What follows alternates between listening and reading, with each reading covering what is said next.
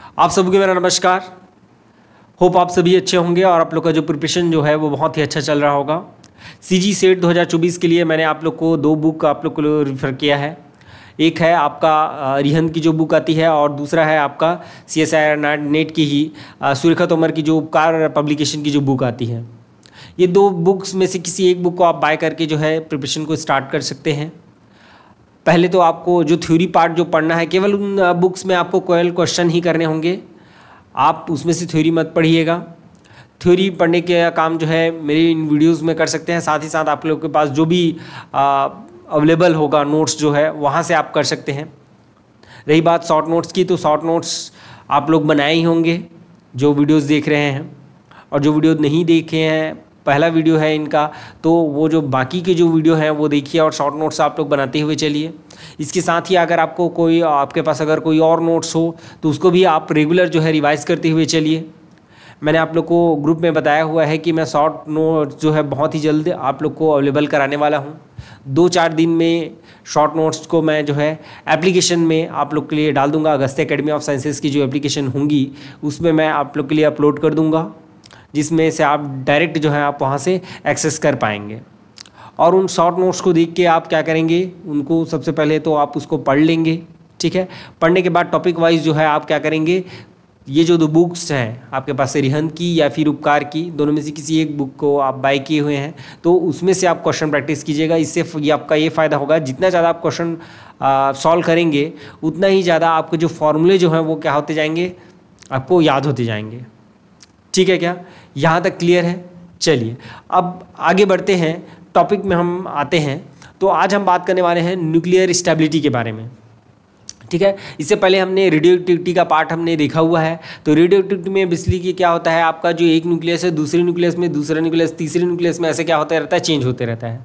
जहाँ पे वो अल्फ़ा बीटा गामा पार्टिकल्स का क्या करते हैं, स्पॉन्टेनियस इमिशन करते हैं, ठीक है। अल्फ़ा बीटा गामा के बारे में हमने अभी नहीं पढ़ा है, नेक्स्ट क्लास में हम उसको भी देखेंगे। आज हम देखने वाले हैं स्टेबिलिटी ऑफ न्यूक्लियस के बारे में, ठीक है। तो ऐसा जो है ये लगातार डिके होते हुए क्या होता है, एक ऐसा न्यूक्लियस में कन्वर्ट होता है जो क्या होता है, थोड़ा ज़्यादा स्टेबल होता है एज़ कम्पेयर टू प्रीवियस, ठीक है। अगर सपोज़ कोई न्यूक्लियस है, एक न्यूक्लियस जो है दूसरे न्यूक्लियस में अगर क्या हुआ, कन्वर्ट हुआ, उसके बाद ये अभी भी क्या नहीं है, स्टेबल नहीं है, तो फिर से तीसरे न्यूक्लियस में क्या होगा, कन्वर्ट होगा या डीके होगा। और ये प्रोसेस तब तक चलता रहेगा जब तक क्या ना हो जाए, ये जो है स्टेबल न्यूक्लियस में कन्वर्ट ना हो जाए, ठीक है क्या। तो चलिए हम बात करते हैं स्टेबिलिटी ऑफ न्यूक्लियस की। स्टेबिलिटी ऑफ न्यूक्लियस, ठीक है। तो इसमें जो N/Z रेशियो होता है, केवल उसके लिए इस टॉपिक को मैं पढ़ा रहा हूँ क्योंकि वहाँ से एक क्वेश्चन बन सकता है, ठीक है क्या। तो जैसे मैं लाइटर न्यूक्लियाई की अगर मैं बात करूँ, लाइटर न्यूक्लियाई, ठीक है। तो लाइटर न्यूक्लियाई में बेसिकली क्या होता है, जो न्यूट्रॉन नंबर होता है वो प्रोटॉन नंबर के बराबर होता है। लाइटर न्यूक्लियाइज में होता है प्रोटॉन नंबर जो है किसके बराबर होता है, न्यूट्रॉन नंबर के। तो N/Z इक्वल टू कितना मिल जाएगा आपको, 1 मिल जाएगा, क्लियर है। नेक्स्ट जो है अगर मैं हैवियर एटम की अगर मैं बात करूँ, हैवियर न्यूक्लियाई की अगर मैं बात करूँ, तो N/Z रेशियो जो होता है लगभग 1.3 के क्या होता है, बराबर होता है। कितने के बराबर होता है, 1.3 के बराबर होता है, क्लियर है, ओके। तो ये जो N/Z जो रेशियो होता है ये या तो आपका 1 के बराबर होगा या 1.3 के बराबर होगा, या बोल सकते हैं कि 1 और 1.3 के बीच में होगा, 1 या 1.3 के बीच में होता है लाइटर न्यूक्लियाई और हैवियर न्यूक्लियाई के लिए N/Z रेशियो जो, इसको आप लोग याद रखेंगे। साथ ही साथ आपको क्या याद रखना रहेगा, ये जो ग्राफ मैं अभी बनाने वाला हूँ उसको याद रखना रहेगा। ये आपका क्या हो जाएगा, ये जो बीच में जो पार्ट मिलता है इसको बोलते हैं हम स्टेबिलिटी जोन। क्या बोलते हैं, स्टेबिलिटी जोन। न्यूक्लियाई जो इस रेंज में जो पाया जाएगा, इस रेंज में जो पाया जाएगा वो क्या होगा, ज़्यादा स्टेबल होगा। Zone of stability, zone of stability, ठीक है क्या। इधर हम लेते हैं Z को और इधर हम लेते हैं N को। तो ये जो रीजन होता है ये होता है न्यूट्रॉन रिच रीजन, और ये क्या होता है आपका, प्रोटॉन रिच रीजन। ठीक है। तो यहाँ पे जो न्यूक्लियस जो होते हैं वो क्या करते हैं, आपके बीटा प्लस डीके करते हैं और किस में कन्वर्ट हो जाते हैं, ये बीच वाले जो न्यूक्लियस है उसमें कन्वर्ट हो जाते हैं। ठीक है क्या, ऊपर वाले क्या करेंगे, बीटा माइनस डीके करेंगे, क्या करेंगे, बीटा माइनस डीके करेंगे और जोन ऑफ स्टेबिलिटी में आने की कोशिश करेंगे। ठीक है, बीटा प्लस डीके और बीटा माइनस डीके जो है अल्फा बीटा गामा डीके जब मैं पढ़ाऊंगा उस वहाँ पे आप लोग को बताऊंगा। क्लियर है क्या, नेक्स्ट क्लास में हम वो देखने वाले हैं। ठीक है, तो स्टेबिलिटी ऑफ न्यूक्लियस में केवल इतना ही देखना है अपने को कि इसमें लाइटर न्यूक्लियाई हैवियर न्यूक्लियाई के लिए जो रेशियो जो होता है और साथ ही साथ इसमें जो आपका जो ग्राफ है। ठीक है क्या, चलिए नेक्स्ट जो है, हाँ अब हम न्यूक्लियर फोर्स के बारे में हमने बात करी थी, इसकी क्या क्या प्रॉपर्टीज़ होते हैं। ठीक है क्या, तो ये जो प्रॉपर्टीज़ तो हमको पता चल गया था कि ये प्रॉपर्टी होती है। ठीक है, अब इसको हमको एक्सप्लेन करना है किसी मॉडल के थ्रू। हम कोई मॉडल लाएंगे और इस मॉडल के थ्रू हम क्या करेंगे, एक्सप्लेन करेंगे, या बोल सकते हैं हम कोई थ्योरी लाएंगे और थ्योरी के माध्यम से हम क्या करेंगे, ये जो हमारा न्यूक्लियर फोर्स है इसकी जो प्रॉपर्टीज़ होती हैं इसको हम क्या करेंगे, एक्सप्लेन करेंगे। ठीक है, तो सबसे पहला मॉडल जो आता है हमारा न्यूक्लियर फोर्स को एक्सप्लेन करने के लिए वो आता है लिक्विड ड्रॉप मॉडल का।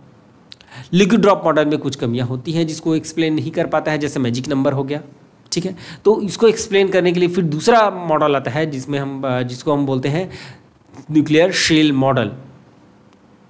न्यूक्लियर शेल मॉडल ठीक वैसी है जैसे आपका जो एटॉमिक स्पेक्ट्रम में हम क्या पढ़ते हैं कि डिफरेंट एनर्जी लेवल्स होती हैं। बोर मॉडल में क्या पढ़ते हैं, डिफरेंट एनर्जी लेवल्स होते हैं जिसमें हम इलेक्ट्रॉन्स को क्या करते हैं, फील करते हैं। ठीक वैसे ही न्यूक्लियस में क्या होता है, सेल लाइक स्ट्रक्चर होता है जिसमें हम न्यूक्लियस को फील करते हैं। ठीक है, इसके बाद नेक्स्ट जो मॉडल आता है, ये मैग्नेटिक मोमेंट को क्या नहीं कर पाता है, एक्सप्लेन नहीं कर पाता है जो सेल मॉडल जो है। फिर नेक्स्ट जो मॉडल आता है जिसको हम क्या बोलते हैं, कलेक्टिव मॉडल जो होता है, क्या बोलते हैं, कलेक्टिव मॉडल बोलते हैं।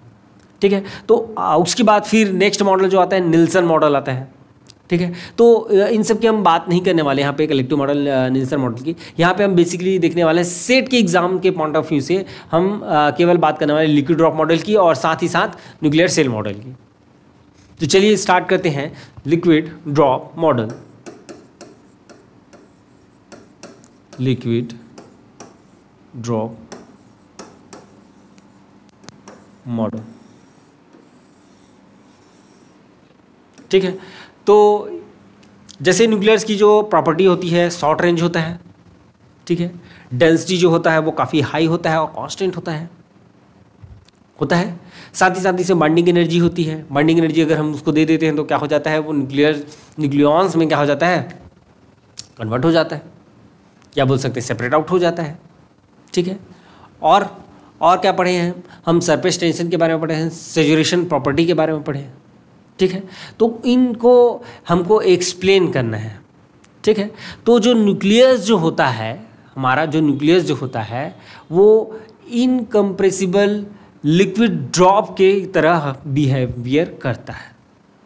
इसका जो बिहेवियर होता है वो किसकी तरह होता है, न्यूक्लियर फोर्स का इनकम्प्रेसिबल लिक्विड ड्रॉप के जो बिहेवियर होता है उसकी तरह होता है। ठीक है, जहाँ से जो नाम पड़ा कि लिक्विड ड्रॉप मॉडल। तो न्यूक्लियर फोर्स का जो प्रॉपर्टी हो गया, न्यूक्लियस जो होगा वो हमको उसको किसकी तरह बिहेवियर उसका हम शो करेंगे, लिक्विड ड्रॉप की तरह। ठीक है, और हम उसमें क्या करेंगे, दोनों में कंपैरिजन देखेंगे। ठीक है, तो चलिए स्टार्ट करते हैं। पहला कंपैरिजन जो होता है वो ये होता है। ठीक है, तो पहला आपका जो प्रॉपर्टी होता है वो डेंसिटी का देखते हैं, किसका, डेंसिटी का। ठीक है, तो डेंसिटी की अगर मैं बात करूं तो लिक्विड ड्रॉप में क्या होता है, इनकम्प्रेसिबल लिक्विड ड्रॉप की अगर हम बात करें तो उसका डेंसिटी क्या होता है, आपका कांस्टेंट होता है। ठीक वैसे ही लिक्विड ड्रॉप, ठीक वैसे ही आपका न्यूक्लियस का जो डेंसिटी होता है वो क्या होता है, कांस्टेंट होता है, जो हमने शुरू के क्लासेस में हमने देखा है, that is 10⁻17 kg/m³।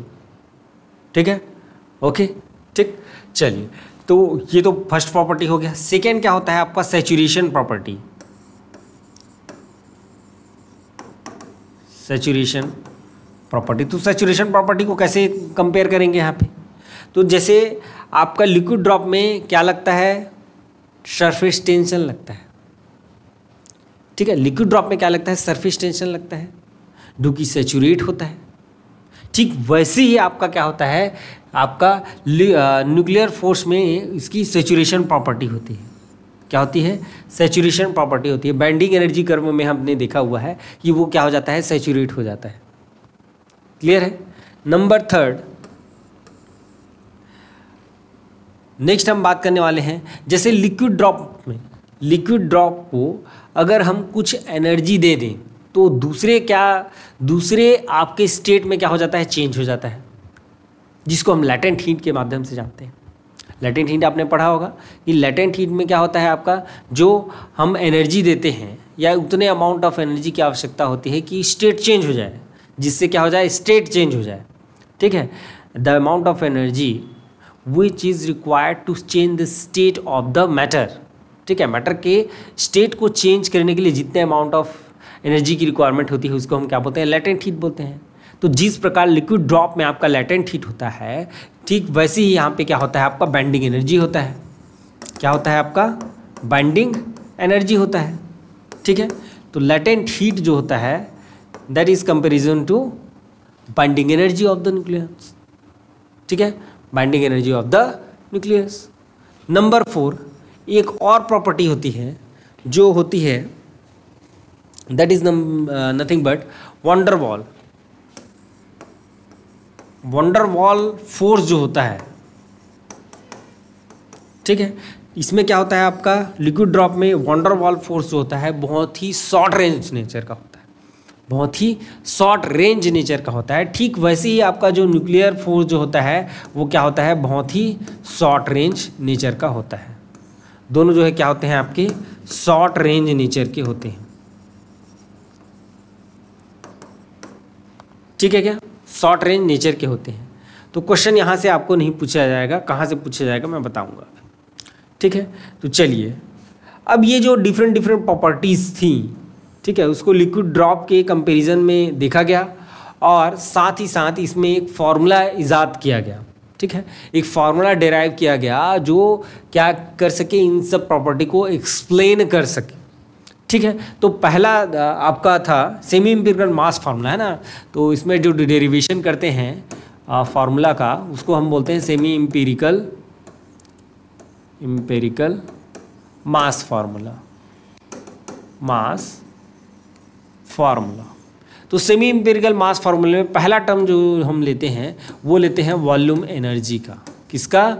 Volume energy का, जो बताता है ओवरऑल एनर्जी को। जो किसको बताता है? ओवरऑल एनर्जी को बताता है। जैसे हमारे पास 2 न्यूक्लियॉन्स हैं, तो ये जो 2 न्यूक्लियॉन्स हैं, सपोज इन दोनों के बीच में इंटरेक्शन एनर्जी कितना है? यू है। दोनों के बीच में इंटरेक्शन एनर्जी कितना है? यू है। तो इसका पार्ट कितना हो जाएगा? u/2, और इसका पार्ट भी u/2। ठीक है? अब एक जो न्यूक्लियॉन्स है, इसको अगर मैं मानूँ स्फेरिकल शेप का, तो ये क्या होगा? आपके और 12 जितने न्यूक्लियॉन्स हैं उससे क्या करेगा? इंटरैक्ट करेगा। ठीक है? तो इसमें जो कंट्रीब्यूशन जो होगा वो कितना आ जाएगा? That is 6u। कितना एनर्जी बचेगा? 6u बचेगा। ठीक है? और अगर इसमें कितने नंबर ऑफ न्यूक्लियॉन्स हैं? a नंबर ऑफ अगर न्यूक्लियॉन्स हैं, कितने न्यूक्लियॉन्स हैं? a न्यूक्लियॉन्स है, तो टोटल एनर्जी कितना हो जाएगा? 6u हो जाएगा। तो हम अगर वॉल्यूम एनर्जी की अगर हम बात करें तो ये जो वॉल्यूम एनर्जी जो होगा डायरेक्टली प्रोपोर्शनल होगा किसके? ए के, या हम बोल सकते हैं ये कुछ इस प्रकार से AVA। इक्वेशन नंबर 1 कहाँ से आया? समझ में आया? ठीक है क्या? ओके। नंबर 2 है आपका that is nothing but your surface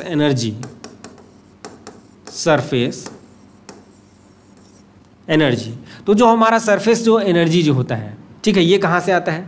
ये आपका सरफेस एनर्जी वहाँ से आता है कि ये जो हम यहाँ पे कंसीडर कर रहे हैं कि ये 12 दूसरे और न्यूक्लियॉन से क्या करता है? इंटरैक्ट करता है। लेकिन रियल में ऐसा नहीं होता है, ये 12 न्यूक्लियॉन से इंटरैक्ट नहीं करता है। दैट्स वाई यहाँ पे क्या आता है? आपका सरफेस एनर्जी टर्म आता है। तो सरफेस एनर्जी टर्म जो होता है that is equals to -ASA⁴। अब ये जो 2/3 है ये कहाँ से आता है? ये जो सरफेस एनर्जी जो होता है हमारा, ये डायरेक्टली प्रोपोर्शनल होता है किसके? एरिया के।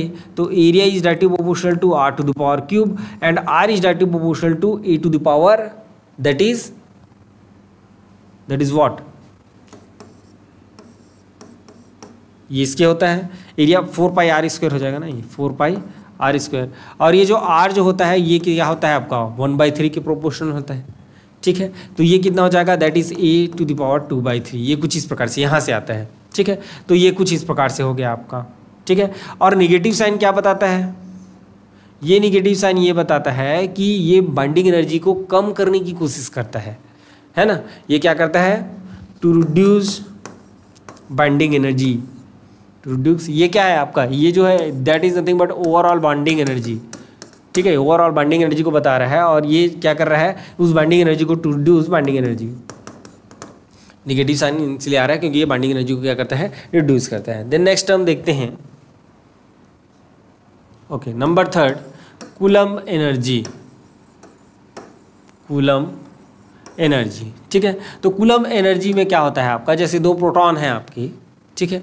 तो सपोज जेड नंबर ऑफ अगर प्रोटॉन है, जेड नंबर ऑफ टोटल क्या है आपके प्रोटॉन है, तो ये जो जेड नंबर ऑफ प्रोटॉन जो होगा उनमें से जो सिंगल प्रोटॉन जो होगा जेड -1 नंबर ऑफ प्रोटॉन से क्या करेगा, इंटरैक्ट करेगा। कितने से इंटरैक्ट करेगा, जेड -1 नंबर ऑफ कितने से इंटरैक्ट करेगा, जेड -1 नंबर ऑफ प्रोटॉन से इंटरैक्ट करेगा। तो यहाँ पे जो हमारा टर्म जो मिलेगा that is AEC that is equals to -AC Z -1 और ये कितना हो जाता है, दैट इज e⁴ यहाँ पे हम इंटरैक्शन टर्म लिख सकते हैं, दैट इज कि जेड -1 E² और नीचे में क्या हो जाएगा R एवरेज स्क्वायर। तो ये सारी चीज़ें जो है K हो गया और आपका ये जो हो गया और साथ ही E हो गया, ये सभी क्या है आपके कांस्टेंट हैं, ठीक है। क्या जैसे R एवरेज की अगर मैं बात करूँ यहाँ पे, ये जो R एवरेज का है ना स्क्वायर जो आ रहा है, ये कहाँ से आ रहा है आपका, जो हम टर्म लेते हैं दोनों के बीच जो फोर्स लेते हैं दैट इज ये केवल R बस आएगा, है ना, ये केवल R बस आएगा यहाँ पे, ये R एवरेज, ठीक है। यही R एवरेज से R रिलेटिव प्रोपोर्शनल टू क्या होता है 1/3 होता है, तो यहाँ से ये आया हुआ है। क्लियर है क्या, ये कूलम्ब्स लॉ से आता है, ये कूलम्ब्स लॉ से आ रहा है आपका, दैट इज क्या होता है आपका जेड, सपोज एक में जेड है तो जेड ये एक का हो गया और दूसरे का क्या हो गया जेड -1 ई हो गया और ये सामने के आता है अपॉन आर होता है, ये ऐसे ही होता है ना, ठीक है। तो ये कितना हो जाएगा आपका, दैट इज जेड -1 E² और ये सामने के हो जाएगा और नीचे आर का कितना हो जाएगा 1/3 हो जाएगा। तो ये और ये पार्ट जो है क्या होगा, कांस्टेंट होगा, तो ये इतना टर्म आ गया। ये भी क्या करेगा, ये बाइंडिंग एनर्जी को कम करने की कोशिश करेगा, क्या करेगा, बाइंडिंग एनर्जी को कम करने की कोशिश करेगा। नेक्स्ट टर्म है हमारा, नेक्स्ट है हमारा दैट इज एसिमेट्रिक एनर्जी, ठीक है। देखिए जैसे मैं लाइटर न्यूक्लियाई की अगर मैं बात करूं तो लाइटर न्यूक्लियाई में नंबर ऑफ न्यूट्रॉन और नंबर ऑफ प्रोटॉन क्या होते हैं, सेम होते हैं, ठीक है। लेकिन जैसे जैसे मैं अगर नंबर को अगर बढ़ाते जाऊं एटॉमिक नंबर को, तो जो नंबर ऑफ न्यूट्रॉन जो है क्या होते जाता है, बढ़ते जाता है, ठीक है। तो ऐसे केसेस में क्या होते हैं, एसिमेट्री होता है, नंबर ऑफ न्यूट्रॉन जो है क्या नहीं होता है, नंबर ऑफ प्रोटॉन के बराबर नहीं होता है, ठीक है। तो इसके लिए एक एनर्जी टर्म जो होता है वो आता है आपका that is AS that is equals to -AAS A⁻² upon कितना A। तो ये कुछ इस प्रकार से हमारा कौन सा टर्म हो गया, this is nothing but number 4। Number 5वां जो होता है that is for pairing energy, pairing energy term, ठीक है। तो ये पेयरिंग एनर्जी टर्म जो हमारा EP जो होता है प्लस माइनस या फिर 0, प्लस माइनस या फिर 0 AP और A⁴, ये ऐसा होता है। अब ये प्लस माइनस और 0 कब लें, प्लस हमको लेना है इवन न्यूक्लियाई के लिए। इवन न्यूक्लियाई मतलब समझ रहे हैं कि आपका प्रोटॉन भी इवन नंबर मिल रहा है और न्यूट्रॉन भी क्या मिल रहा है, इवन नंबर मिल रहा है। माइनस में क्या हो जाएगा आपका, दैट इज माइनस में क्या हो जाएगा आपका, that is odd and odd, दोनों क्या है ऑड हैं। और 0 किसके लिए होगा, दैट इज ऑड इवन के लिए या इवन ऑड के लिए, जैसे भी बोलना चाहे, ठीक है क्या। तो ये 5 टर्म जो है हर एक टर्म को अलग तरह से पूछ सकता है। जैसे सरफेस एनर्जी जो होता है वो A⁴ किसके प्रोपोर्शनल होता है, ये ऐसा पूछ सकता है। वॉल्यूम एनर्जी के बारे में पूछ सकता है, साथ ही साथ आपको क्या पूछ सकता है, कूलम्ब एनर्जी के बारे में पूछ सकता है कि किसके प्रोपोर्शनल होता है। तो ये A⁴ के प्रोपोर्शनल होता है, इसको भी पूछ सकता है, ठीक है क्या। चलिए तो इसका ओवरऑल टर्म देखें, ठीक है, तो हमारा बाइंडिंग एनर्जी क्या हो जाएगा, ये जो होगा आपका volume energy, that is volume energy लिख लेते हैं, दैट इज़ EV, फिर ES, फिर EC, फिर EAS प्लस EP, ये कुछ इस प्रकार से होगा। ठीक है क्या, देन ये जो EV है वो कितना हो जाएगा, that is A minus AS A to the power that is 2/3 minus Z AC Z minus 1 upon A to the power 1/3, और ये कितना हो जाएगा minus AAS A minus 2Z का स्क्वायर अपॉन A हो जाएगा, और ये कितना हो जाएगा आपका प्लस माइनस या 0 AP A to the power 3/4। तो ये ओवरऑल टर्म आपको याद रखने हैं, ये बाइंडिंग एनर्जी के लिए ओवरऑल टर्म है, ये डायरेक्ट भी पूछा जा सकता है, इसको आपको याद रखना है। ठीक है क्या, साथ ही साथ इसमें ये भी पूछता है कि बाइंडिंग एनर्जी पर न्यूक्लियॉन के लिए फॉर्मूला क्या हो जाएगा। तो बाइंडिंग एनर्जी पर न्यूक्लियॉन के लिए फॉर्मूला जो है AV माइनस, इसमें -1 करेंगे तो कितना हो जाएगा 2/3 की जो है that is -1/3, that is AS A to the power -1/3 minus AC Z minus 1, और ये कितना हो जाएगा आपका दैट इज़ A, यहीं पे ऐड कर दें क्या, इसको यहीं पे ऐड कर देते हैं, चलिए, तो कितना हो जाएगा आपका 4/3 minus AAS A minus 2Z का स्क्वायर अपॉन कितना हो जाएगा A स्क्वायर माइनस 0, और ये कितना हो जाएगा AP और E to the power that is 7/4। तो क्या निकल गया आपका, बाइंडिंग एनर्जी पर न्यूक्लियॉन निकल गया, ये कुछ इस प्रकार से। ठीक है, अब देखते हैं most stable isobar. Most stable isobar कौन सा होगा। ठीक है क्या, मोस्ट स्टेबल आइसोबार के लिए आपको जेड की वैल्यू फाइंड करनी होती है, और जो भी जेड आता है ना, कई बार ऐसा क्वेश्चन पूछा गया है, तो सबसे पहले तो उस फॉर्मूला को डिराइव कर लेते हैं। ठीक है क्या, फॉर मोस्ट स्टेबल आइसोबार। ठीक है, तो मोस्ट स्टेबल आइसोबार के लिए हम क्या करते हैं, बाइंडिंग एनर्जी को जेड के टर्म में क्या कर देते हैं, डिफ्रेंशिएट कर देते हैं, उसको हम 0 के इक्वल रख देते हैं, और जो फॉर्मूला हमको मिलता है उसको हम क्या कर लेते हैं, डेराइव कर लेते हैं। यहाँ तक क्लियर है क्या, इस फॉर्मूला को अब डेराइव करेंगे। मोस्ट स्टेबल आइसोबार यहाँ तक क्लियर है। चलिए, मोस्ट स्टेबल आइसोबार के लिए हम सबसे पहले कैलकुलेट कर लेते हैं कैसे हम निकाल पाएंगे इसको। ठीक है,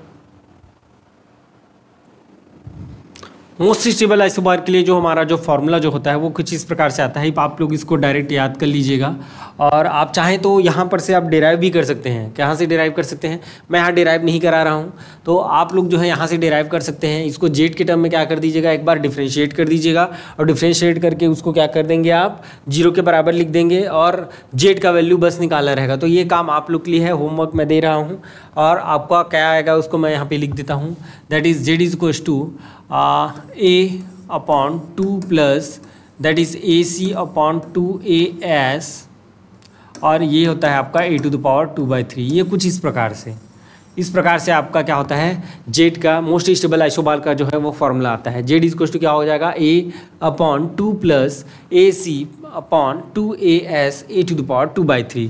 क्लियर है क्या, हाँ चलिए देखिए इधर। ठीक है, तो ये जो फार्मूला जो आपको मिलेगा ये बेसिकली कंसिडरेशन से मिलेगा यहाँ पर से, that is for Z square, है ना। इसको आप क्या करेंगे, जेड स्क्वायर कंसिडर करेंगे, मतलब मैं यहाँ पे लिख देता हूँ, है ना। इसको क्या कंसिडर करेंगे, यहीं पे लिख देता हूँ। चलिए, ये जो है इसको आप ऐसा कंसिडर करेंगे तब आपको मिलेगा, that is Z square A to the power 1/3। ये कुछ इस प्रकार से, ठीक है, ऐसा कंसिडर करेंगे तो आपको मिलेगा। ठीक है, यही फार्मूला आपको मिलने वाला है। क्लियर है क्या, चलिए आगे देखते हैं। चलिए क्वेश्चन कर लेते हैं। हाँ, ये आपका क्वेश्चन है, if binding energy is equals to, ये टर्म दिया हुआ है पूरा बाइंडिंग एनर्जी का, ठीक है क्या, where AV is equals to this, AC is equals to this, and asymmetry is equals to that is 24 mega electron volt.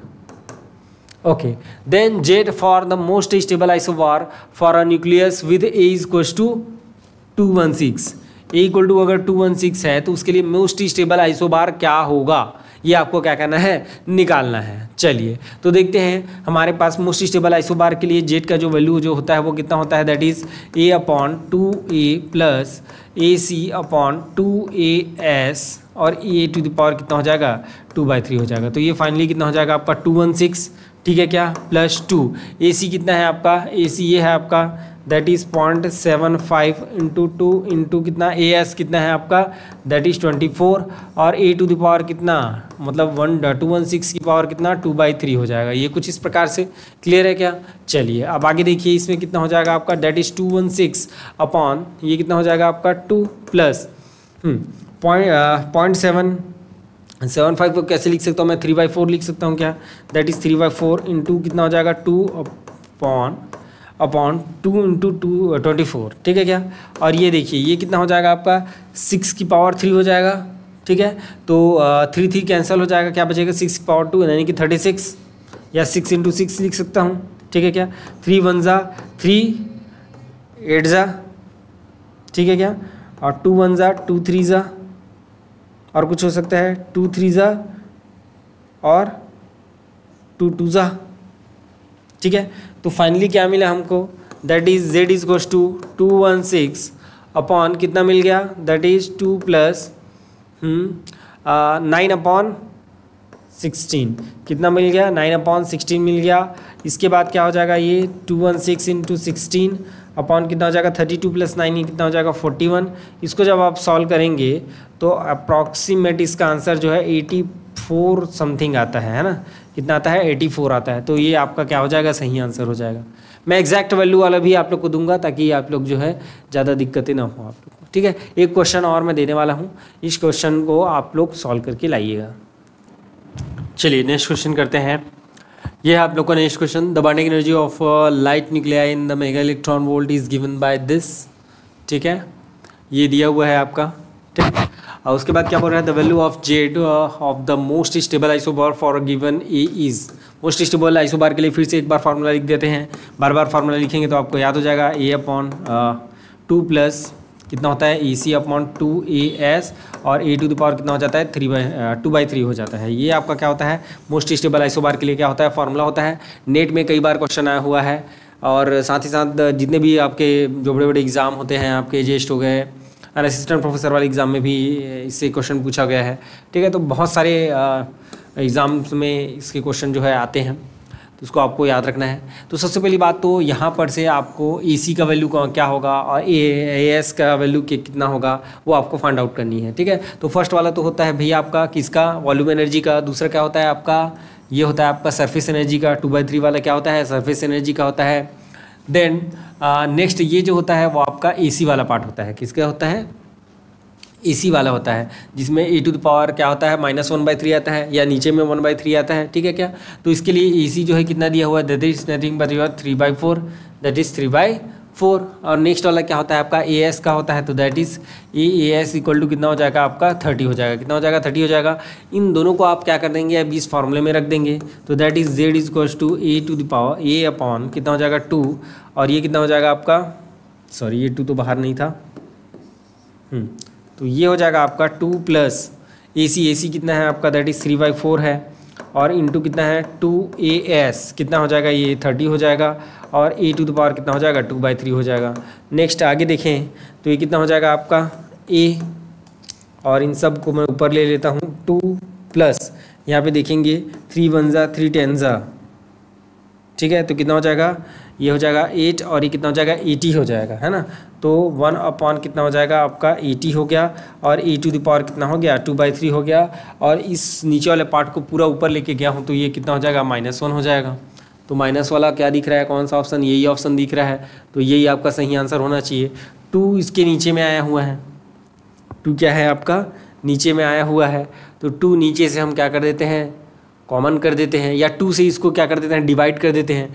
2 से डिवाइड कर दीजिए तो क्या हो जाएगा आपका दैट इज़ A/2, कितना हो जाएगा A/2, ठीक है। अंदर क्या हो जाएगा आपका दैट इज 1 प्लस ये कितना हो जाएगा 160 हो जाएगा, और ये A टू द पावर कितना हो जाएगा 2/3 हो जाएगा। ये कुछ इस प्रकार से, ठीक है क्या। तो फर्स्ट ऑप्शन क्या हो जाएगा आपका सही हो जाएगा, फर्स्ट ऑप्शन क्या हो जाएगा आपका सही हो जाएगा। तो कुछ इस प्रकार से जो है आपके क्वेश्चन आते हैं लिक्विड ड्रॉप मॉडल से, सेमी एम्पिरिकल मास फार्मूला से। सेमी एम्पिरिकल मास फार्मूला में सबसे इंपॉर्टेंट चीज़ आपको क्या क्या याद रखनी है, वो ये याद रखनी है कि ये वाला जो फार्मूला जो होता है इसमें जो सरफेस एनर्जी टर्म जो होता है, volume energy term, coulomb energy term और एसिमेट्रिक एनर्जी टर्म, इसमें जो ए की जो यहाँ पे डिपेंडेंसी है वो कितनी होती है ना। ए की डिपेंडेंसी डायरेक्टली प्रोपोर्शनल है, ये e⁻²/3 की है, ये क्या है आपका -1/3 के है, और यहाँ पे क्या है आपका that is e²/a, that is a के डायरेक्टली क्या है आपके प्रोपोर्शनल है। ठीक है, तो कुछ इस प्रकार से आपको क्या रखना रहेगा, याद रखना रहेगा इन सारी चीज़ों को। अगली क्लास में हम देखते हैं सेल मॉडल, और सेल मॉडल में हम एंगुलर मोमेंटम निकालना और साथ ही साथ पैरिटी निकालने की हम बातें करेंगे, वहाँ पे डिस्कशन करेंगे। ठीक है क्या, चलिए ओके, थैंक यू।